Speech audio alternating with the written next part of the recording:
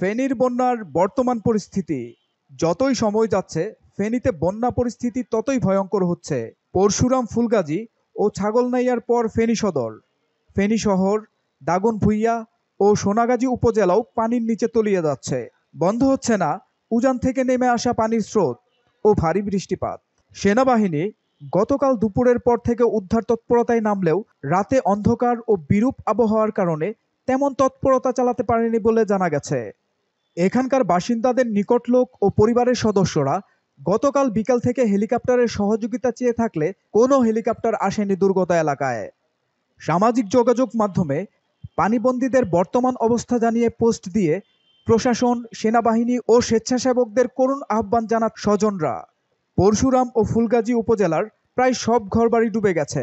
এসব এলাকার বাজারের পাশে উঁচু বাড়ি ঘর ছাড়া প্রায় সবই পানির নিচে তলিয়ে গেছে। একতলা ভবনের ছাদও ডুবে গেছে পানিতে। ছাগলনাইয়া উপজেলার অধিকাংশ এলাকা পানির নিচে তলিয়ে আছে। ৩টি ইউনিয়নের প্রায় প্রতিটি গ্রামের মানুষ পুরোপুরি পানিবন্দী। এই ৩টি উপজেলায় গতকাল ভোর থেকেই নেই বিদ্যুৎ। কে কোথায় কিভাবে আছে তা জানারও সুযোগ নেই। শহরের কিছু এলাকা ছাড়া পুরো জেলা জুড়ে গতকাল থেকে নেই বিদ্যুৎ। সোহেল মাহমুদ, নতুন সময়, ঢাকা।